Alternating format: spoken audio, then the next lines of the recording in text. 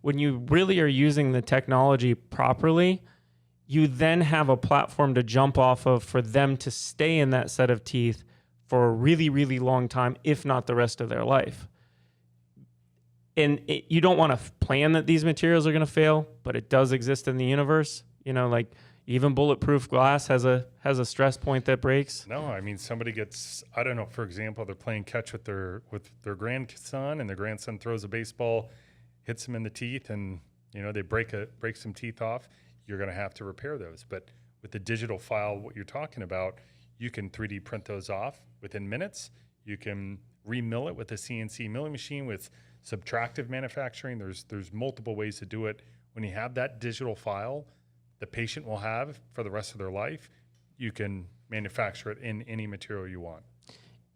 That fact gets me up every single day because we're at the very, very beginning of this, and it's just such a big game changer that really just brings just a ton of opportunity to the world, not just from a cost value, basis for the patient, but for the dentist, and then just a longevity as well. Not only in a big extreme case of an accident, but if a person loses an implant, that's the worst thing that can happen to a full arch patient, right? It's not a cavity. It's not a broken tooth in the front mostly, but it's not anything other than an implant goes bad. That's the number one worst thing that can happen in a hybrid. Well, now if we have the files and the right equipment and the right workflow, you can get them back without it even being this big thing. It's almost even less painful and less inconvenient than a filling. And that, to me, is earth-shattering. That's exciting. That brings me energy and joy to be able to offer that and have that it's going to be there no matter what. And I feel that feeling that you have, that you were just explaining, that comes from the digital workflow and what we can do now in dentistry, has opened the doors for clinicians to want to do more of these cases because of those things, because of the ease of them, because it's not a full day procedure, because of the more predictability that it can be, which in the long run is a benefit for the society of patients that need this. So it's a win-win for both the patient and on the clinician side from what the digital workflow and the capabilities of that have done from just wanting to do more full arch cases. Why don't we walk through that? Do you mind? Real quick though, I'm going to jump in because when you were first working with, you've always been a bring the full end-to-end solution together. Not just when you were with Straumann and Neodent, you weren't just a screw guy and then whatever happens. You had the milling machines, and you've always been let's get the whole operation all the way around to the table. And so in that note, there was some meeting that we went to. It was when I first had met you. You used to give this talk that was set up on what part of the population needs this procedure and has access to it, right? There's studies on that. And you were the first time I had seen that, because my education was very hybrid deficient. We were into snap-ins, and that's a whole nother couple episodes. But I had started doing hybrids and saw the need and the function in my area.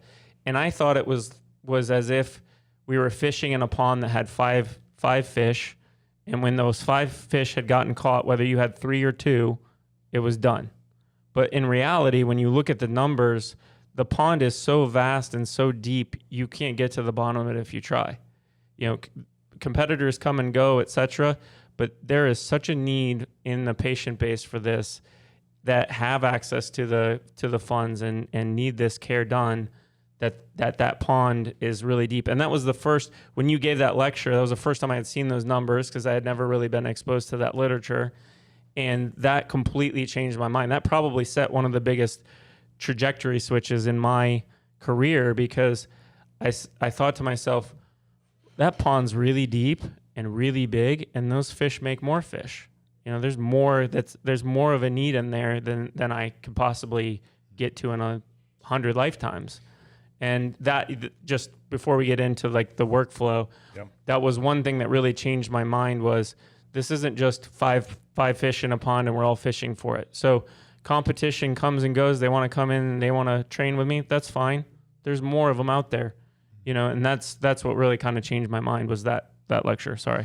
Yeah, the full arch market, as I mentioned in the beginning of the podcast, it's, I used to refer to it as that's where the party's at. That is not changing. It's only increasing with adoption, with use, with history. So published articles, there's more and more science being done here. There's more technologies, which we'll get into in just a sec. But most importantly, there's more availability to patients across the country and at better price points with faster technology. So everything's only becoming it's coming at a higher cadence, and it's happening more and more everywhere. So it's fun to see. It is great to see. No, I love it. Yeah. And I love the longevity being there and the available bone, and it's sort of the technology has kept up with where we want it to go pretty well. And so all the naysayers that we had to overcome through the beginning years of when I was doing hybrids, and you're just sort of a pariah at the meetings of he's one of those lunatics that does full arch. Like, you're going to have to come on board at some point, pal. Maybe they have come on board, maybe they haven't. Oh, but it's the entire industry is fully come on board because they realize, like, okay, they're only going to paint themselves in the corner for so long. Yeah, the phrases of all on fours, none on three, and we can go on and on. But you look back and it's like, okay, the full arch is it is all on four, none on three, but you just add one and take your digital file and add it to the file and put it back in. Yeah, but they were searching for a way not to have to go out of their comfort zone, is what it is. Yeah.